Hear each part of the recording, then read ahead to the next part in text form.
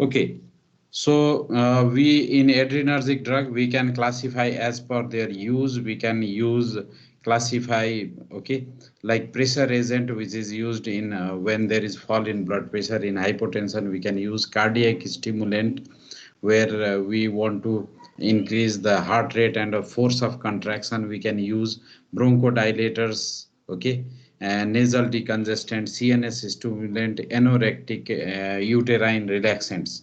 So there, as per the use, it could be classified like this. And we in last class we talked about the dopamine.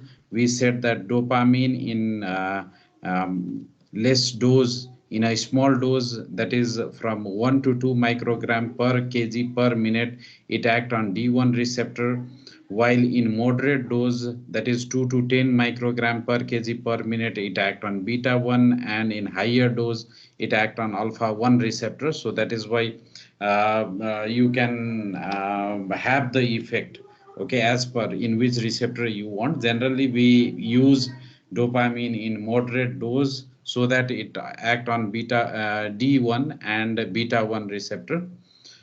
Okay, and this is last time we said that in hypovolemic shock or when there is fall in blood pressure, this dopamine is drug of choice. Because what happens is when we use in a moderate dose, the heart rate and force of contraction increases. Uh, so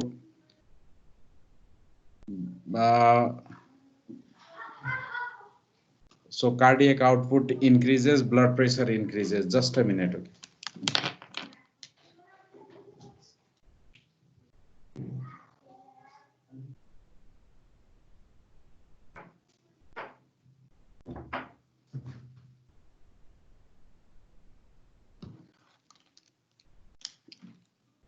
Okay, so in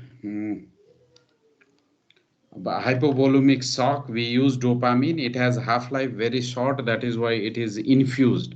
And when we start giving, then we monitor the dose by monitoring the blood pressure and urine formation. Okay, urine is collected in a urine bag, and then we calculate, okay, how much urine is being formed per hour, and the blood pressure monitoring. If it is up to the mark what we require, then okay, it is well and good. If it is less, then we increase the infusion rate. If it is more, then we decrease the infusion rate. So that is how we titrate the dose. This is all about the all about dopamine. And talking about dobutamine, it is say similar, but it is very different from dopamine. It is a derivative of dopamine, but it has no action on dopamine receptor, D1 receptor. So it doesn't dilate the blood vessels, mesenteric and renal blood vessels. It acts only on beta 1 receptor. That is in therapeutic dose, when we use it, act only on beta 1 receptor. So that is why it is used to increase force of contraction, and this dobutamine increase the force of contraction of a heart without increasing heart rate or blood pressure. So that is why it is very useful in congestive heart failure. When heart is failing, so it will increase the force of contraction of a heart, so cardiac output will be maintained and heart rate and blood pressure will be affected very less. So that is why it is used in pump failure. That means one of the function of a heart is pumping of blood. So when a heart is unable to pump the blood, at that time we use, and this generally we see in myocardial infarction, in cardiac surgery and congestive heart failure. Okay, so in that case we use dobutamine. So it is a cardiac stimulant. Okay, dobutamine. Similarly, ephedrine, we have it is taken from a plant, Ephedra vulgaris. It has a mixed action. It act indirectly as well as directly also. It is orally effective and longer acting than adrenaline. Adrenaline is not effective orally, but it is orally effective also, and it is longer acting. Okay, and it crosses blood-brain barrier, so it is stimulation. It stimulate the brain also.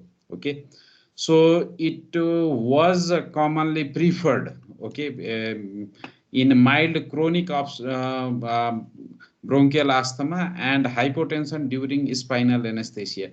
Now, for hypotension during anesthesia, also we have some better drug, and in bronchial asthma also we have better drug. So nowadays, ephedrine is not much used, but it could be used.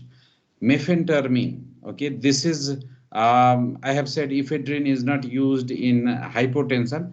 In place of that, this mephentermine is used. It has a mixed action, same as that of ephedrine, and it causes vasoconstriction and cardiac stimulation.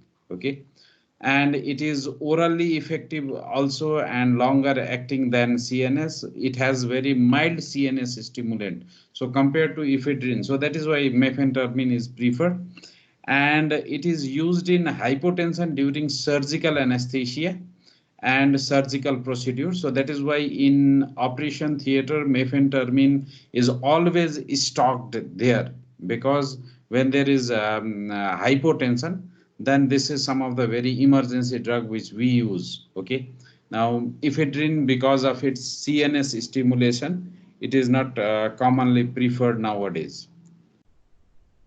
Amphetamine, this is again a adrenergic drug which was misused by a medical student. Okay, misused by medical student. It is synthetic compound similar to ephedrine, but has more CNS action. So that is why it was misused. Okay, and in Nepal it is not available. Most of the drug, most of the countries, they have even banned this drug also, because amphetamine, when it was used on short term, okay, the alertness was increased attention and concentration, and increased performance was there. So that is why during examination, sometimes the medical student, they used to misuse this medicine. But this is not a good, because it want these all things like increase attention, increase performance, alertness, they are for short period of time. Okay, when it is taken for a long time, so there will be something opposite action will be there.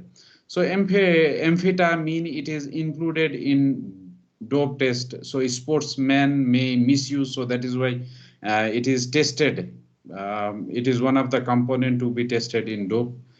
And on long term, it has opposite action. So that is why even using by a student is not a good option, because on long term, all these alertness, the concentration, all will be decreased.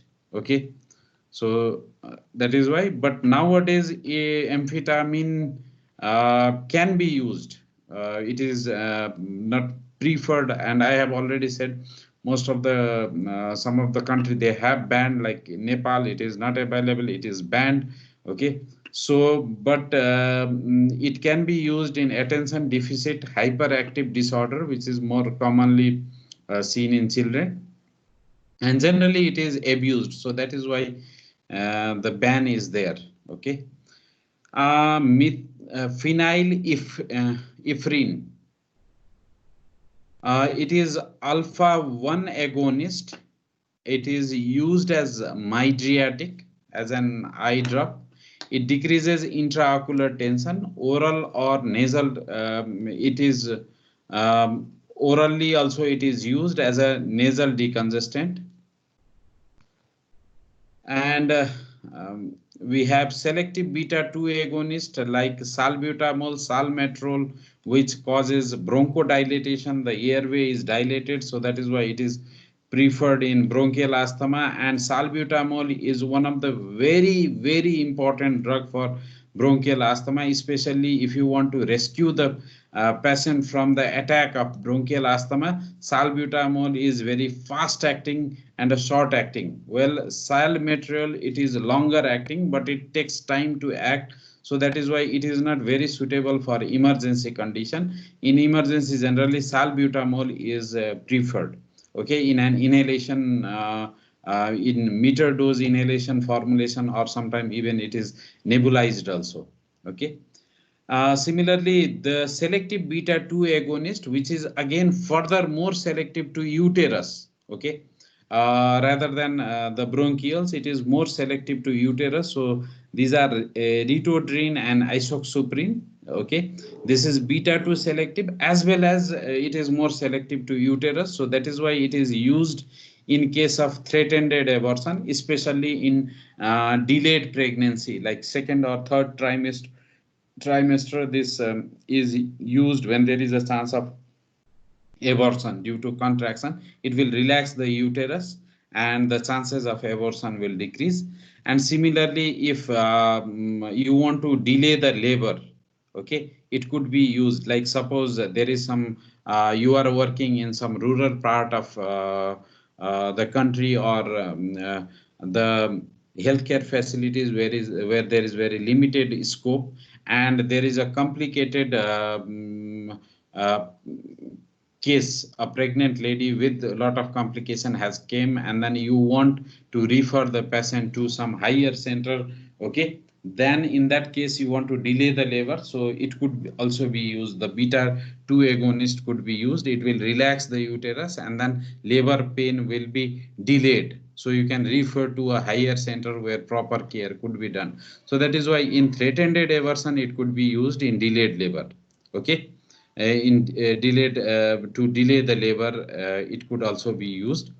And it is please note it down, this point, okay. Beta 2 agonist is also used in hyperkalemia. When there is a potassium level in blood is more, you want to decrease, and this beta 2 agonist are given, preferred, okay. There are other way also, but this is so. In medicine, there are, like when there is potassium level is higher, at that time you have two options: either you give insulin plus dextrose in a combined form, that will also reduce the potassium level. The other is this beta 2, okay. So that is why this information is very important, and it is sometime even useful while answering in medicine, okay. So in hyperkalemia it could be used. Now let us talk about nasal decongestant. Nasal decongestant, we have topical, like oxymetazoline, xylometazoline, napszoline. They are used topically. That means as a nasal drop it is used, okay. And these are all alpha 2 agonist, and it has a longer duration of action. So and it is used when it is used as a nasal drop, it will act on mucosal nasal mucosal blood vessels, and the blood vessels will be constricted and the lumen will open, so congestion will be removed, okay. So this is what, but its use, long term use should be avoided, because when you use for a long period of time, the blood vessels of nasal mucosa will be constricted, isn't it? So the supply, oxygen supply to the nasal mucosa will be compromised. That will lead to complications. So that is why this topical are very good drug to relieve the congestion, nasal congestion, but it has to be used for short period of time, and it should be used very cautiously in hypertensive patient, okay. In hypertensive patient, constricting blood vessels may be more dangerous, okay. Similarly, we have nasal decongestant, which is given orally, okay, like phenylephrine, pseudoephedrine, phenylpropranololamine, PPA, okay. So like in anti-cold preparation, when you see some of these components, nowadays PPA is not added, okay. Even there is a issue with phenylephrine also. Recently it was abused. So now most commonly nowadays what we find in anti-cold preparation is pseudoephedrine. Now, these, when we give orally, they constrict the blood vessels, especially the mucosa and skin, including the nasal mucosa. That is why there will be decongestion. It has a very less CNS and action and cardiac effect also. It is orally used as a decongestant of upper respiratory tract, nose, and even um, the tube, okay, which comes from ear to our nose. And it is avoided in hypertensive, because in hypertensive patient it may increase the blood pressure. So that is why it is good to avoid this drug, okay. So, and PPA, generally nowadays it is not used as a oral nasal decongestant, or it is not a component of the anti-cold preparation, because PPA increases the risk of hemorrhagic stroke. So it is banned now, worldwide. It is banned. It is not preferred. Okay, so this is avoided in the anti-cold preparations. Okay, as a nasal decongestant. So this is all about the adrenergic drug. So if you have any questions, you can ask about the adrenergic drug so that I can explain. Otherwise, I will start the alpha blocker. Okay, because if I start today, then I will get more time for beta blocker, which is very, very important. Do you have any questions?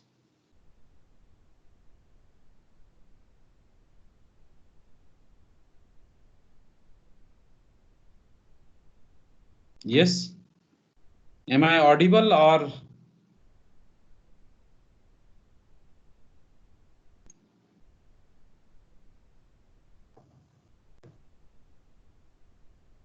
Are you there or? Yes, sir, we are here. You are not able to hear me. Can hear you. Yes, Sorry? audible. We We can can hear hear you. you, sir. It is audible. Okay. So, any questions?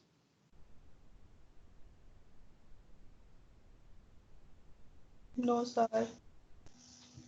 Okay, then I can move to alpha blocker. Okay, that is uh,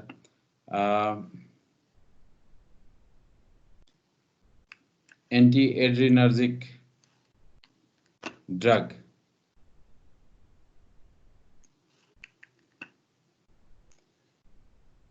So adrenergic drug is over. Now we will start the anti-adrenergic drug. When we talk about anti-adrenergic, the drug which block the adrenergic receptor, they are categorized into that. So receptors, adrenergic receptor are alpha and beta receptor. So the blocker, the drug which blocks the alpha receptor and beta receptor, they are categorized into anti-adrenergic drug. So among these two anti-adrenergic, alpha is also some of the commonly used, but beta is very, very important. We have a lot of drugs, and they are basically used in lot of conditions. So beta blocker, we will try to talk in detail. Okay. Now today, let us see how much we can finish the alpha blocker. Okay. So when we talk about the alpha blocker, alpha receptor, they are of two types, alpha 1 and alpha 2, isn't it? So there are the group of drugs which block selectively. That means only alpha 1 or only alpha 2, and we have a non-selective also. Okay. So let us see the classification of alpha blocker. We have one is a non-equilibrium type. Okay. That means it blocks, the blocking effect is very long. It is a non-equilibrium. That means after binding, it doesn't easily leave the receptor free. Okay, so that is non-equilibrium. So that is why there is no competition. Once the blocker attaches, that means gone. The receptor is blocked. Okay, and that receptor is now not available for the agonist to act. Okay, so this is a powerful non-equilibrium type. We have phenoxybenzaimine. Similarly, we have a little bit weaker or equilibrium type, where it will bind to the receptor and sometime it will leave the receptor also. So the receptor will be free, and so the agonist could act on those receptors. Okay, so they are said to be a competitive type or a equilibrium. So in these we have again two type. One is non-selective. Non-selective means it act on both alpha 1 and alpha 2 receptor. Okay, while we have selective. Okay, so in non-selective we have ergot alkaloid. Okay, so similarly we have hydrogenated ergot alkaloid. So this is a natural one. This is hydrogenated, so it is semi-synthetic. And we have imidazolines, and we have miscellaneous. Okay, so these natural and semi-synthetic, they are not very commonly used nowadays. Sometime imidazolines could be preferred one, but the most commonly used alpha blocker is selective, alpha 1 selective blocker. That is, it blocks selectively the alpha 1 receptor. It includes prazosin, terazosin, doxazosin, tamsulosin. Okay.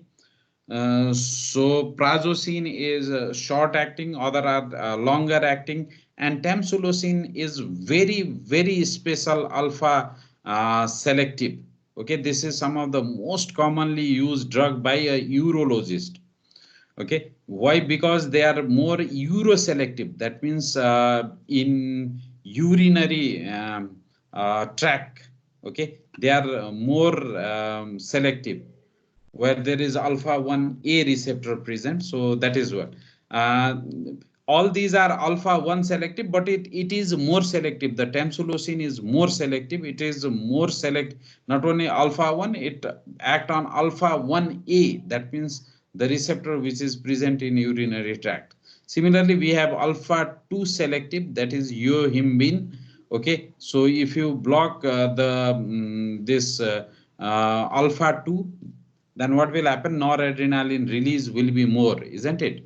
Alpha 2 is present in presynaptic neuron. Okay, so that is why it also doesn't have much more clinical value. Clinical value is these drugs has very common. They are very commonly used alpha blockers. Okay.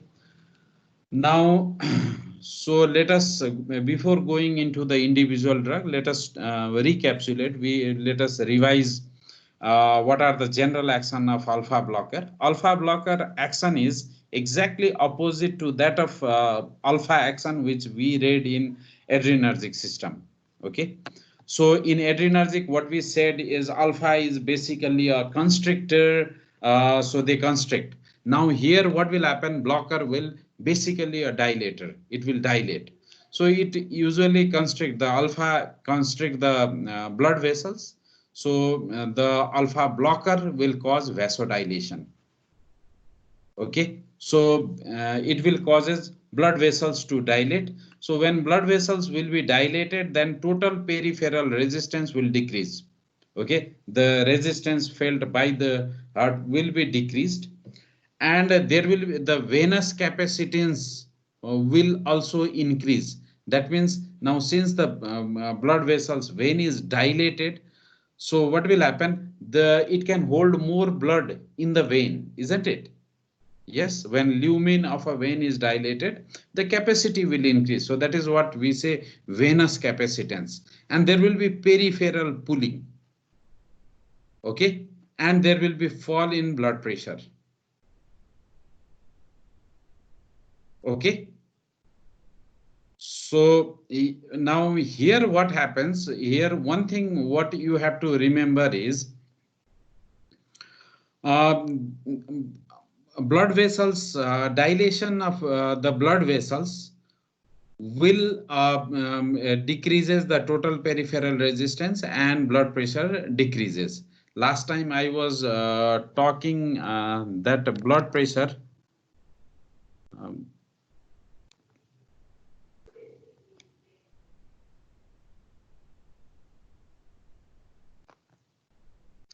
okay, last time I was talking blood pressure is equal to cardiac output, okay, into total peripheral resistance. Okay, cardiac output is uh, when cardiac output increases, blood pressure will increase, isn't it?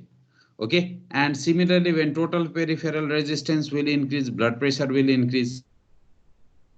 Output will increase when the heart rate, force of contraction of a heart increases. At that time, cardiac output will increase, and total peripheral resistance will increase when there will be blood vessels will be constricted. So here what happens, alpha blocker, they will decrease the total peripheral resistance. Cardiac output, it doesn't have direct action on heart, remember, direct action. But there could be indirect action, okay, but directly it doesn't have any action. So total peripheral resistance, when it decreases, blood pressure will also decrease, so there will be fall in blood pressure. More than that, in this alpha blocker, what you have to see is it increases the venous capacitance. So vein capacity will to hold blood will increase. So if you see the patient, okay, who have taken alpha blocker, stand up, okay, in an standing position, what will happen? The blood vessels are dilated, okay, so the capacity to hold the blood in vein is increased. So what will happen? The gravity will pull the blood. So most of the time the blood will remain in periphery in our limbs. Okay, so what will happen? The blood returning to the heart will less. Yes or no? Yes or no? Yes, sir. Okay. So that is why when heart, the Yes, blood sir. returning to the heart will decrease, then what will happen? Cardiac output also decreases. Yes or no? Cardiac output means Yes, the sir. blood pumped by the heart. When heart is receiving less blood, then what will happen? The blood pressure will fall more. Okay, same alpha blocker, when patient takes the alpha blocker and lie down in a sleeping position, the blood pressure, fall in blood pressure will be there, that will be less compared to the same patient standing. When stand, there will be more fall in blood pressure. Okay, so the fall in blood pressure will depend on the position. So that is what we say orthostatic hypotension. Which position? So in standing position, what will happen? There will be more fall in blood pressure. Okay, and then when there will be more fall in blood pressure, the blood is remaining in a periphery. The blood to the brain will also decrease. The blood flow to the brain will decrease. So there will, the patient will feel dizziness and syncope. Okay, the brain will not get sufficient blood. So these are the indirect action. Okay, got it? Yes, sir. Yes, sir.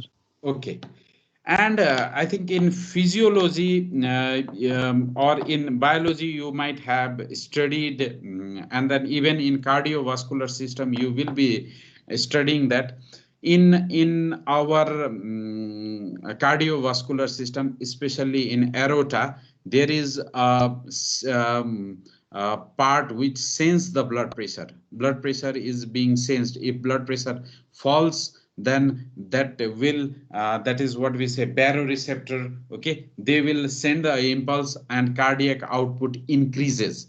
More the blood pressure falls, there will be increase in heart rate, force of contraction. Why? Because the body will try to increase it. Okay, there is in our body, every system is there. To decrease the blood pressure is also the system, to decrease blood pressure is also there, increase blood pressure is also there. So when blood pressure falls with the use of these alpha blocker, okay, then what happens? Those system activate, and that will lead to increase in heart rate, and that is what is said tachycardia, and it is in reflex to fall in blood pressure, so there will be reflex tachycardia.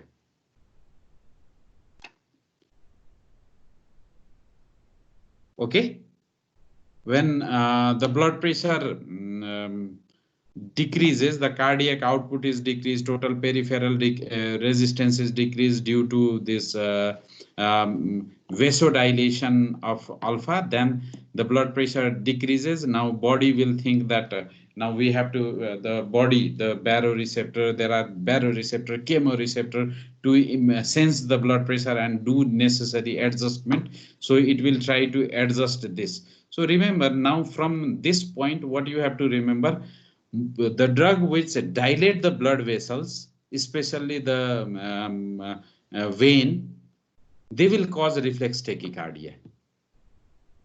And faster they decrease the blood pressure, faster will be the reflex tachycardia. Slower the action, slow will be the reflex tachycardia.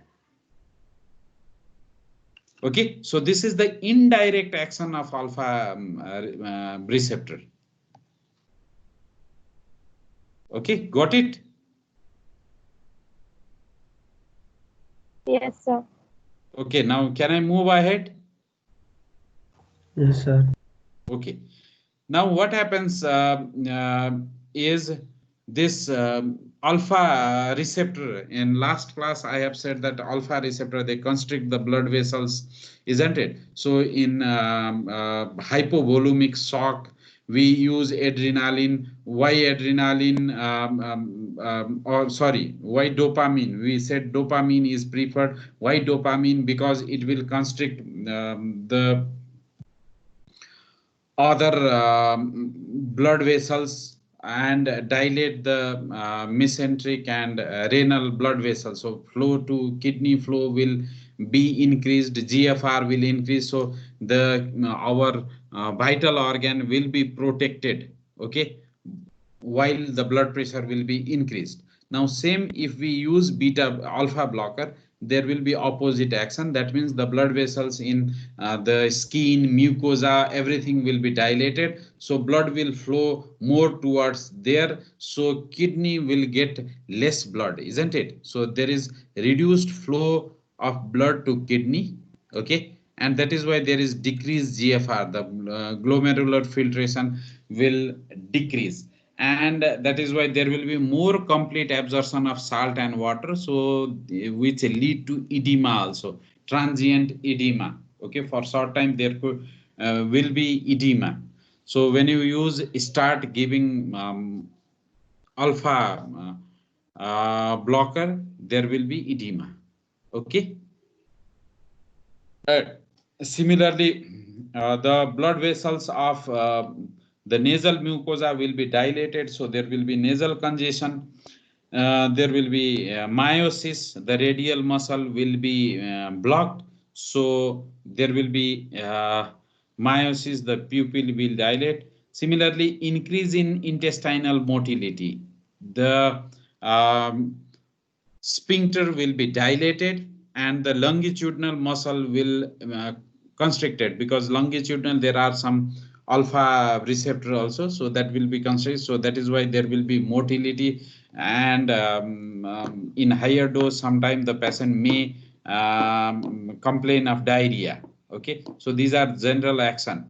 Similarly, the other action is it will dilate trigon and sphincter, okay, and prostate tone is reduced, okay, and these all are brought by not only alpha 1, alpha 1a, okay, so this action on alpha 1a improved the urine blood flow.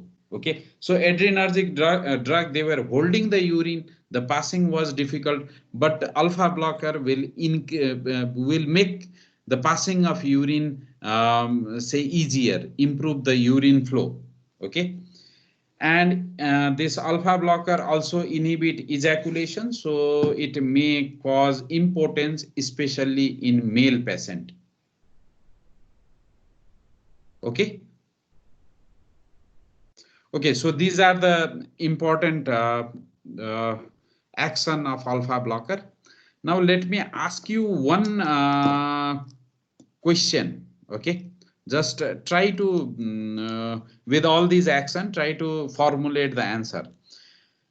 When we start alpha blocker to a patient, okay, then what happens is generally we have to say, we have to tell the patient to take this drug at bedtime. If it has to be taken once a day, okay, it is preferably taken at bedtime. Why? What is the reason?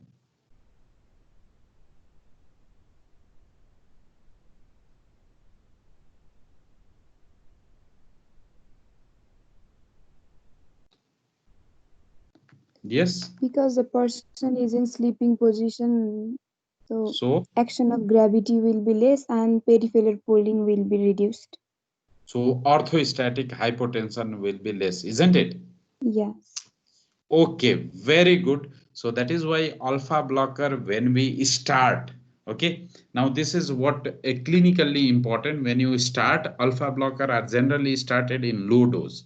We start with low dose and we ask the patient to take at bedtime. Why at bedtime? Because after taking this drug, the patient will sleep, blood pressure will not fall drastically, significantly. Okay, so that will be avoided.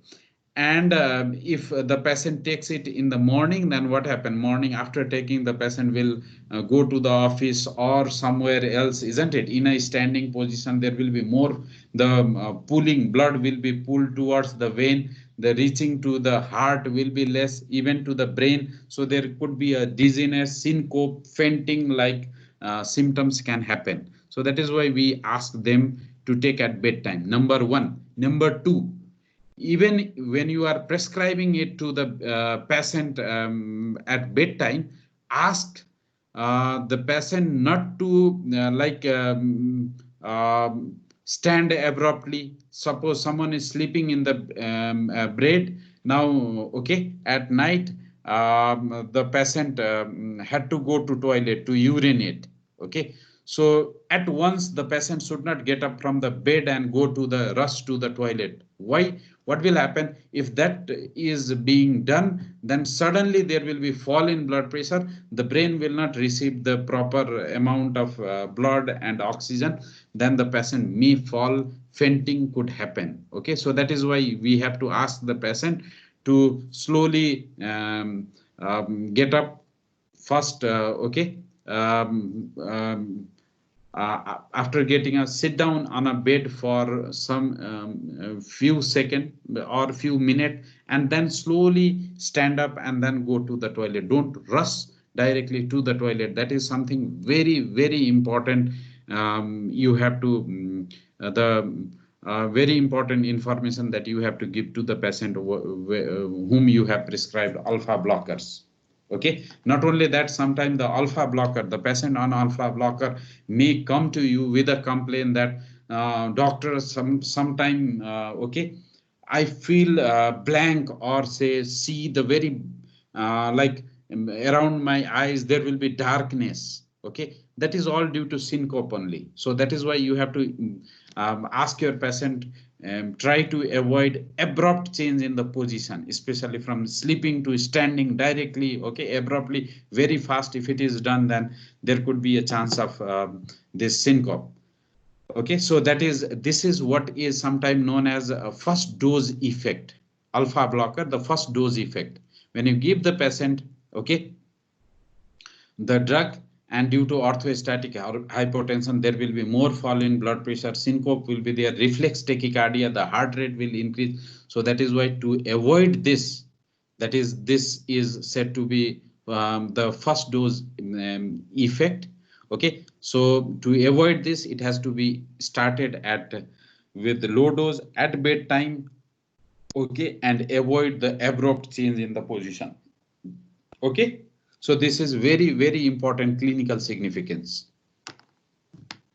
Any doubt?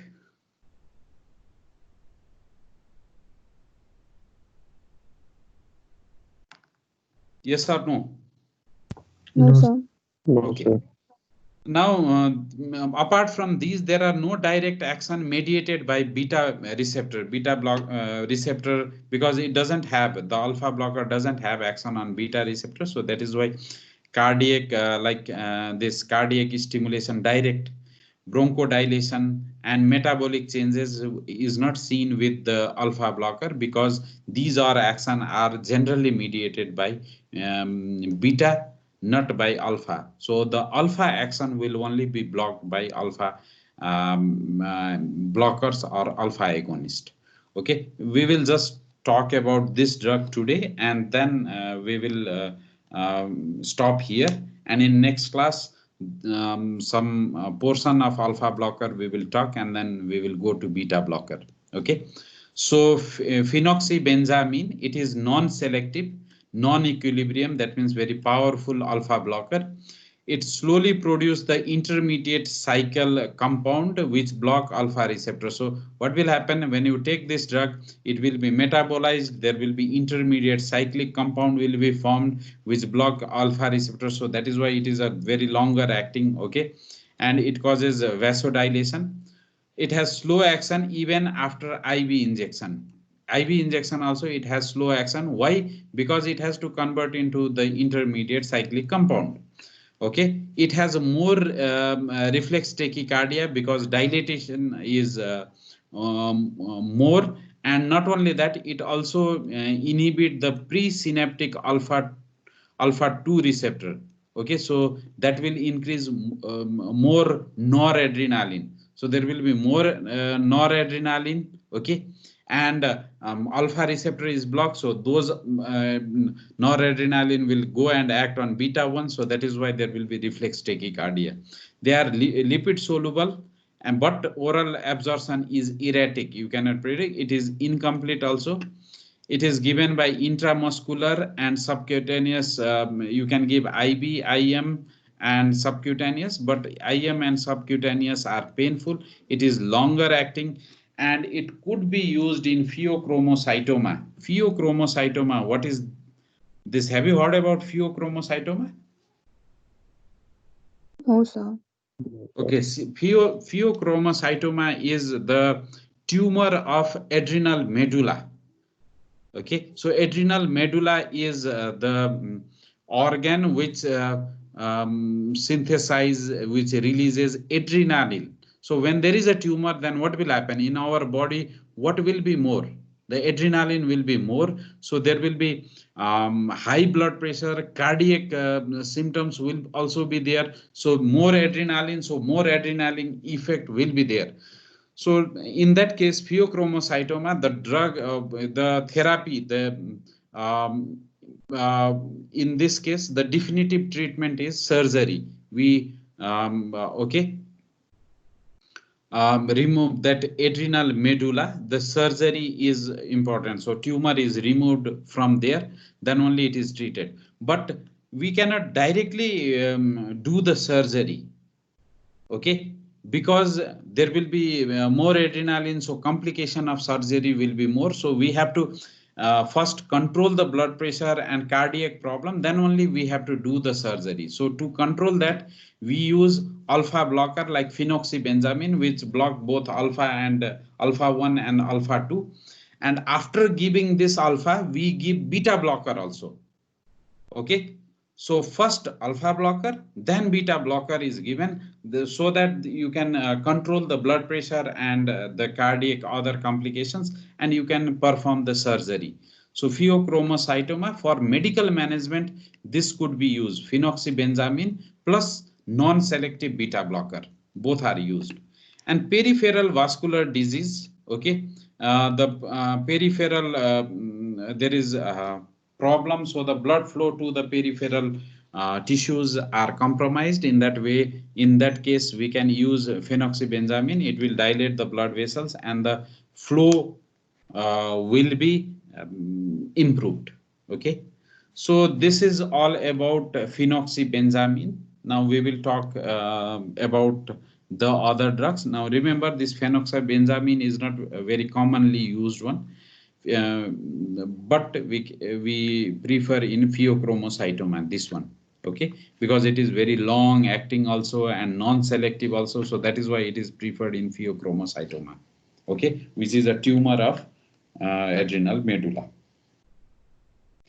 So today we will stop here. If you have any question, you just ask. Again, I would again suggest you, or you request you, just please go through the books and try to elaborate your knowledge, okay, and try to make the concept very clear, these concept, so that when we go on discussing beta, then beta blocker, then beta alpha will not mix up, okay. Try to make it very clearly, bite by bite, you try to understand. If you understand this, there is the ANS become easier, but if you try to mug it up, then it will be very, very difficult.